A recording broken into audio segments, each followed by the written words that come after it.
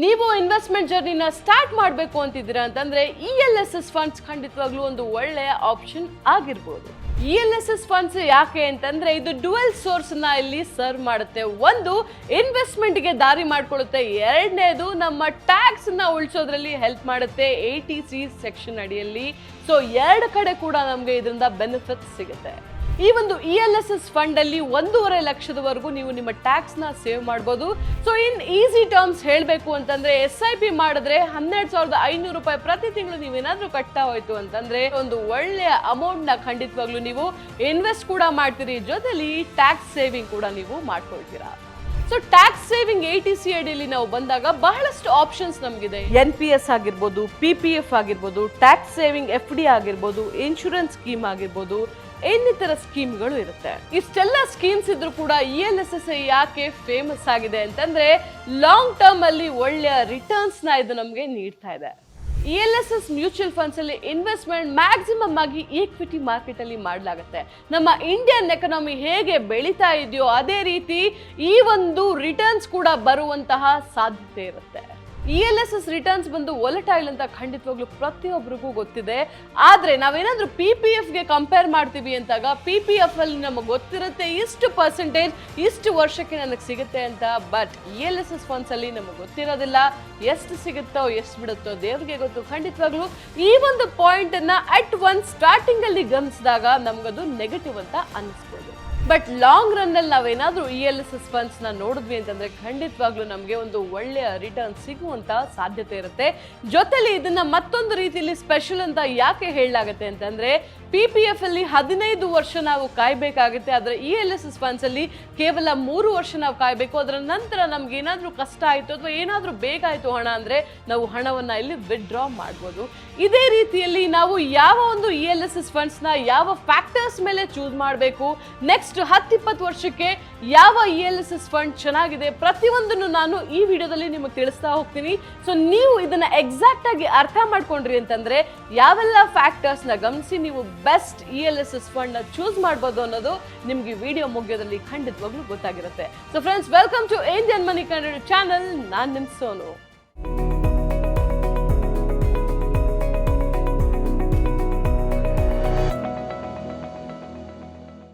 ನೀವು ನಮ್ಮ ಚಾನೆಲ್ಗೆ ಹೊಸದಾಗಿ ಬಂದಿದ್ರೆ ಸಬ್ಸ್ಕ್ರೈಬ್ ಮಾಡಿ, ಹಾಗೆ ಬೆಲ್ ಐಕಾನ್ ಒತ್ತೋದನ್ನ ಮರಿಬೇಡಿ. ಯಾಕಂದ್ರೆ ಹೊಸ ವಿಡಿಯೋ ಬಂದಿದ ತಕ್ಷಣ ನೋಟಿಫಿಕೇಶನ್ ಮಿಸ್ ಆಗುತ್ತೆ. ನಾನು ಇನ್ ಜನರಲ್ ಕೇಳೋದಾದ್ರೆ ನೀವು ELSS ಫಂಡ್ಸ್ ನ ಯಾವ ರೀತಿ ಶಾರ್ಟ್ ಲಿಸ್ಟ್ ಮಾಡ್ತೀರಿ? ಎಲ್ಲರೂ ಏನು ಹೇಳ್ತೀರಿ, ಹಿಂದಿನ ಒಂದು ರಿಟರ್ನ್ಸ್ ನ ಗಮನಿಸಿ ನಂತರ ನಾನು ಸೆಲೆಕ್ಟ್ ಮಾಡ್ತೀನಿ, ಅಂದ್ರೆ highest returns over A period of time ಯಾರು ಕೊಟ್ಟಿರ್ತಾರೋ ಆ ಒಂದು ಫಂಡ್ ನ ಚೂಸ್ ಮಾಡ್ತೀನಿ ಅಂತ ನೀವು ಹೇಳ್ತೀರಿ.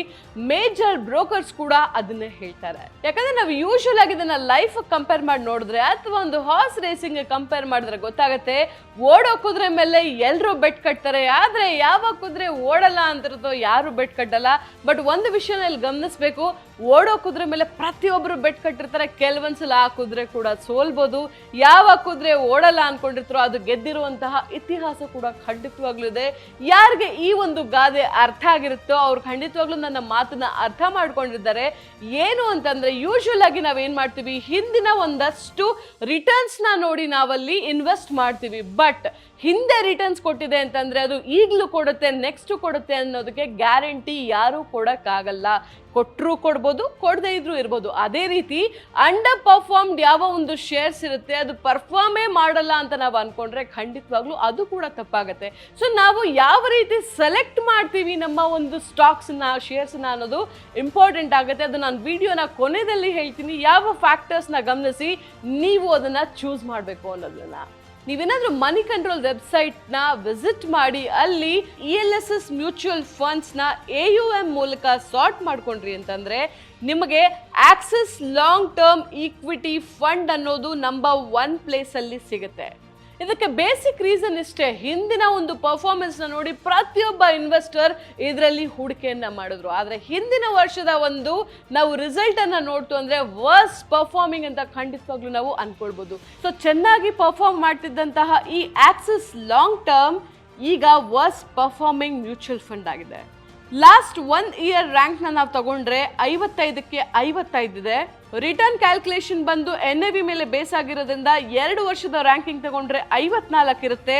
3 ವರ್ಷದ ರ್ಯಾಂಕಿಂಗ್ ತಗೊಂಡ್ರೆ 53 ಇರುತ್ತೆ. ಸೊ ಈಗ ಇದನ್ನ ನೋಡಿದ ತಕ್ಷಣ ಎಲ್ರು ಯಾರ್ಯಾರು ಈ ಒಂದು ಶೇರ್ ಅಲ್ಲಿ ಇನ್ವೆಸ್ಟ್ ಮಾಡಿದ್ರಿ, ನಾನು ಎಕ್ಸಿಟ್ ಆಗೋಲ್ಲ, ಅದೆಲ್ಲ ಯೋಚನೆ ಮಾಡಬೇಡಿ. ಒಂದು ವಿಷಯನ ಇಲ್ಲಿ ಕ್ಲಿಯರ್ ಆಗಿ ಅರ್ಥ ಮಾಡ್ಕೊಳ್ಳಿ. ನೀವು ಇನ್ವೆಸ್ಟ್ ಮಾಡಬೇಕಾದ್ರೆ ಕೇವಲ ಹಿಂದಿನ ರಿಟರ್ನ್ಸ್ ನೋಡಿ ಇನ್ವೆಸ್ಟ್ ಮಾಡಬೇಡಿ. ಸೊ ನೀವೇನಾದ್ರೂ ಈ ಹೈಯೆಸ್ಟ್ ಪರ್ಫಾರ್ಮಿಂಗ್ ಫಂಡ್ಸ್ ನ ತಗೊಳ್ತಾ ಇರ್ತೀರಾ, ನಂತರ ಇದೇ ರೀತಿಯಾದ ಒಂದು ಪರಿಸ್ಥಿತಿ ಬರುತ್ತೆ, ಮತ್ತೆ ಮಾರ್ತೀರಾ, ಮತ್ತೆ ತಗೊಳ್ತೀರಾ, ಈ ರೀತಿ ನೀವು ಸ್ವಿಚ್ ಮಾಡ್ತಾ ಇದ್ರೆ ನೀವು ಎಂಡ್ ಅಪ್ ಆಗೋದು ಕೇವಲ ಲೋವರ್ ರಿಟರ್ನ್ಸ್ ಅಲ್ಲಿ. ಅಂದ್ರೆ ನೀವು ಎಕ್ಸ್ಪೆಕ್ಟ್ ಮಾಡಿರೋದಕ್ಕಿಂತ 0.1% ಅಷ್ಟೇ ಎಲ್ಲೋ ಸಿಗುತ್ತೆ. ಖಂಡಿತವಾಗ್ಲೂ ಇದು ಒಳ್ಳೆ ಆಪ್ಷನ್ ಅಲ್ಲ ನಾವು ಇನ್ವೆಸ್ಟ್ ಮಾಡ್ಬೇಕಂದ್ರೆ. ಸೊ ಫ್ಯಾಕ್ಟರ್ಸ್ ಇಂಪಾರ್ಟೆಂಟ್ ಆಗುತ್ತೆ, ಅದನ್ನ ನಾನು ನಿಮ್ಗೀಗ ತಿಳಿಸ್ತಾ ಹೋಗ್ತೀನಿ. ಸೊ ನೆಕ್ಸ್ಟ್ 10-20 ವರ್ಷಕ್ಕೆ ಯಾವ ಫಂಡ್ ಅಲ್ಲಿ ನಾವು ಇನ್ವೆಸ್ಟ್ ಮಾಡ್ಬೋದು? ನಾವು ಇನ್ ಜನರಲ್ ಏನಾದರೂ ಗೂಗಲ್ ಅಲ್ಲಿ ಟೈಪ್ ಮಾಡಿದ್ರೆ how do I shortlist my mutual fund ಅಂತ ಈ ರೀತಿಯಾದ ಆಪ್ಷನ್ಸ್ ಬರುತ್ತೆ. Expense ratio, AUM, past return, volatility, ಈ ಪ್ಯಾರಾಮೀಟರ್ಸ್ನ ನೀವು ಗಮನಿಸಿದ್ರೆ ಒಳ್ಳೆಯ ಒಂದು ಮ್ಯೂಚುವಲ್ ಫಂಡ್ನ ಸೆಲೆಕ್ಟ್ ಮಾಡ್ಬೋದು ಅಂತ ನಮ್ಮ ಗೂಗಲ್ ಹೇಳುತ್ತೆ. ಆದರೆ ಖಂಡಿತವಾಗ್ಲೂ ನಾನು ಒಂದು ಎಕ್ಸ್ಪೀರಿಯನ್ಸ್ ಮುಖಾಂತರ ಹೇಳ್ತಾ ಇದ್ದೀನಿ, ಇದು ಅಷ್ಟು ಈಸಿ ಟಾಸ್ಕ್ ಅಲ್ಲ. ಇದಕ್ಕೆ ಬಹಳಷ್ಟು ಥಿಂಕಿಂಗ್ ಪವರ್ ಬೇಕಾಗುತ್ತೆ. ನೀವು ಮಾರ್ಕೆಟ್ನ ಅರ್ಥ ಮಾಡ್ಕೊಳ್ಬೇಕಾಗತ್ತೆ. ಯಾಕಂದರೆ ಇವತ್ತು ಇರ್ತಕ್ಕಂಥ ಒಂದು ಆಕ್ಟಿವ್ ಫಂಡ್ ಏನು ಬಹಳ ಚೆನ್ನಾಗಿದೆ, ನಾಳೆ ಚೆನ್ನಾಗಿಲ್ಲದೆ ಇರ್ಬೋದು. ಇವತ್ತು ಚೆನ್ನಾಗಿಲ್ಲದೆ ಇರುವಂಥ ಅಂದರೆ ಎಕ್ಸ್ಪೆಕ್ಟೇಷನೇ ಇಲ್ಲದೆ ಇರುವಂಥ ಒಂದು ಫಂಡ್ ನಾಳೆ ಗಗನಕ್ಕೆ ಇರ್ಬೋದು. ಸೊ ಖಂಡಿತವಾಗ್ಲೂ ನಾವಿಲ್ಲಿ ಅದನ್ನ ಇಮ್ಯಾಜಿನ್ ಕೂಡ ಮಾಡೋದಕ್ಕಾಗಲ್ಲ. ಸೊ ಇಂಥ ಪರಿಸ್ಥಿತಿಯಲ್ಲಿ ನಾವೇನಾದ್ರೂ ಸೇಫ್ ಆಗಿ ಫಂಡ್ ಮಾಡಬೇಕು ಅಂತ ನೋಡ್ತಾ ಇದ್ರೆ, ಈ ರಿಸ್ಕಿ, ನನಗೆ ಜಾಸ್ತಿ ಏನು ಇಂಟ್ರೆಸ್ಟ್ ಬೇಡ, ನನಗೆ ಒಳ್ಳೆ ಒಂದು ದೊಡ್ಡ ಅಮೌಂಟ್ ಬೇಡ ಅಂದ್ರೆ ಖಂಡಿತವಾಗ್ಲೂ ನಿಫ್ಟಿ 50 ಇಂಡೆಕ್ಸ್ ಫಂಡ್ಸ್ ಬೆಸ್ಟ್ ಆಗಿರುತ್ತೆ. ಯಾರು ಸೇಫ್ ಆಗಿ ಸ್ವಲ್ಪ ಪ್ಲೇ ಮಾಡಬೇಕು ಅಂತಿದ್ದೀರಾ ಅವ್ರಿಗೆ. ಪ್ರತಿಯೊಬ್ರು ಕೂಡ ಅನ್ಕೊಳ್ತಿರ್ತೀವಿ ಅಲ್ವಾ, ಇಂಡೆಕ್ಸ್ ಬೇಸ್ಡ್ ELSS ಫಂಡ್ ಇದ್ದಿದ್ರೆ ಎಷ್ಟು ಚೆನ್ನಾಗಿರೋದು ಅಂತ. ಅನ್ಫಾರ್ಚುನೇಟ್ಲಿ ELSS ಕ್ಯಾಟಗರಿಲಿ ನಮಗೆ ಇಂಡೆಕ್ಸ್ ಫಂಡ್ಸ್ ಇಲ್ಲ. ಪ್ರತಿಯೊಂದು ಫಂಡ್ಸ್ ನಮ್ಗೆ ಇಲ್ಲಿ ಏನು ಆಪ್ಷನ್ ಇದೆಯೋ ಅದು ಆಕ್ಟಿವ್ ಫಂಡ್ಸ್ ಆಗಿರುತ್ತೆ. ಆದ್ರೆ ಯಾರೆಲ್ಲ ELSS ಕ್ಯಾಟಗರಿಲಿ ಇಂಡೆಕ್ಸ್ ಫಂಡ್ ನೋಡ್ತಾ ಇದ್ದೀರೋ ಅವ್ರಿಗೆ ಒಂದು ಒಳ್ಳೆಯ ಆಪ್ಷನ್ ಇದೆ. ರೀಸೆಂಟ್ ಆಗಿ ಫಂಡ್ ಹೌಸಸ್ಗೆ ಸೆಬಿ ಅಲೌ ಮಾಡಿದೆ ಪ್ಯಾಸಿವ್ ಫಂಡ್ಸ್ ನ ಇಂಡೆಕ್ಸ್ ಫಂಡ್ಸ್ ELSS ಕ್ಯಾಟಗರಿಲಿ ಲಾಂಚ್ ಮಾಡೋದಕ್ಕೆ. ಹಾಗೆ IIFL company first fund house ಆಗಿದೆ ಈ ಒಂದು ಪ್ಯಾಸಿವ್ ವೇ ELSS ಫಂಡ್ ನ ಲಾಂಚ್ ಮಾಡೋದಕ್ಕೆ. ಇದೊಂದು ನಿಫ್ಟಿ 50 ಇಂಡೆಕ್ಸ್ ನ ರೆಪ್ಲಿಕೇಟ್ ಅಂತಾನೆ ಹೇಳ್ಬೋದು. ಸೊ ಈಗ IIFL ಶುರು ಮಾಡೋದ್ರಿಂದ ಎಲ್ಲಾ ಕಂಪ್ನೀಸು ಇದನ್ನ ಶುರು ಮಾಡ್ಬಿಡ್ತಾರಾ? ಖಂಡಿತವಾಗ್ಲೂ ಇಲ್ಲ. ಇಲ್ಲೊಂದು ಸರ್ಪ್ರೈಸಿಂಗ್ ವಿಚಾರ ಇದೆ. ಈಗ ಸದ್ಯಕ್ಕೆ ಇರುವಂತಹ ಗೈಡ್ ಲೈನ್ಸ್ ನ ಪ್ರಕಾರ ಒಂದು ಫಂಡ್ ಹೌಸ್ ಬಂದು ELSS ಕ್ಯಾಟಗರಿಲಿ ಆಕ್ಟಿವ್ ಅಥವಾ ಪ್ಯಾಸಿವ್ ಎರಡರಲ್ಲಿ ಒಂದನ್ನ ಮಾತ್ರ ಮಾಡಬಹುದು ಅನ್ನೋ ಆಪ್ಷನ್ ನೀಡಿದೆ. ಈಗ ಮೆಜಾರಿಟಿಲಿ ನಾವು ಇಂಡಿಯಾದಲ್ಲಿ ನೋಡಿದ್ರೆ ಆಕ್ಟಿವ್ ಫಂಡ್ಸ್ ಇದೆ. ಸೊ ELSS ಕ್ಯಾಟಗರಿಲಿ ಪ್ಯಾಸಿವ್ ಫಂಡ್ಸ್ ಬಹಳ ಕಡಿಮೆ ಆಪ್ಷನ್ ಇರುತ್ತೆ. ಏನಾದ್ರೂ ಸೆಬಿ ಇದನ್ನ ರಿವೈಸ್ ಮಾಡಿದ್ರೆ ಇನ್ನಷ್ಟು ಆಪ್ಷನ್ಸ್ ನಮಗೆ ಸಿಗ್ಬೋದು. ಇಲ್ಲ ಅಂತಂದ್ರೆ ಪ್ಯಾಸಿವ್ ಇನ್ವೆಸ್ಟಿಂಗ್ ಗೆ ಒಂದಷ್ಟು ಆಪ್ಷನ್ಸ್ ಮಾತ್ರ ನಮ್ಗಿಲ್ಲಿ ಕಾಣಿಸುತ್ತೆ. ಈಗ ಓವರ್ ಆಲ್ ELSS ಏನು ಅಂತ ತಿಳ್ಕೊಂಡ್ರಿ. ವಿಡಿಯೋ ಕೊನೆಯಲ್ಲಿ ನಾನು ನಿಮಗೆ ಯಾವ ಅಂಶವನ್ನ ಗಮನಿಸಿ ಇದನ್ನ ಸೆಲೆಕ್ಟ್ ಮಾಡ್ಕೊಳ್ಬೇಕು ಅಂತ ಹೇಳ್ತೀನಿ ಅಂತ ಹೇಳಿದ್ದೆ, ಅದನ್ನ ನಿಮ್ಗೀಗ ಹೇಳ್ತಾ ಹೋಗ್ತೀನಿ. Past returns, expense ratio, AUM, ಈ ಮೂರು ಖಂಡಿತವಾಗ್ಲೂ ಇಂಪಾರ್ಟೆಂಟ್. ಆದರೆ ಇದರ ಜೊತೆ 4ನೇ ಇಂಪಾರ್ಟೆಂಟ್ ಪಾಯಿಂಟ್ ಏನು ಅಂತಂದ್ರೆ, ನೀವು ನಿಮ್ಮ ಫಂಡ್ ಮ್ಯಾನೇಜರ ಇನ್ವೆಸ್ಟ್ಮೆಂಟ್ ಸ್ಟೈಲ್ನ ಅರ್ಥ ಮಾಡ್ಕೊಳ್ಬೇಕಾಗತ್ತೆ. ಅದನ್ನ ಅರ್ಥ ಮಾಡ್ಕೊಂಡಾಗ ಮಾತ್ರ ನಿಮ್ಮ ಇನ್ವೆಸ್ಟ್ಮೆಂಟ್ನ ನೀವು ಸರಿಯಾಗಿ ಪ್ಲಾನ್ ಮಾಡೋದಕ್ಕೆ ಸಾಧ್ಯವಾಗುತ್ತೆ.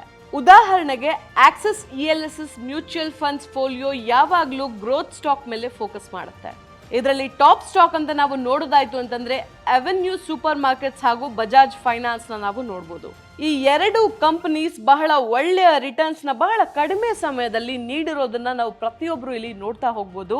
ಅವೆನ್ಯೂ ಸೂಪರ್ ಮಾರ್ಟ್ ಲಾಂಚ್ ಆಗಿದ್ದು IPO ಮೂಲಕ 2017ರಲ್ಲಿ 299 ರೂಪಾಯಿಗಷ್ಟೇ. ಆದ್ರೆ ಅಕ್ಟೋಬರ್ 21ರಷ್ಟರಲ್ಲಿ ಇದರ ಸ್ಟಾಕ್ 5300ಕ್ಕೆ ರೀಚ್ ಆಗುತ್ತೆ.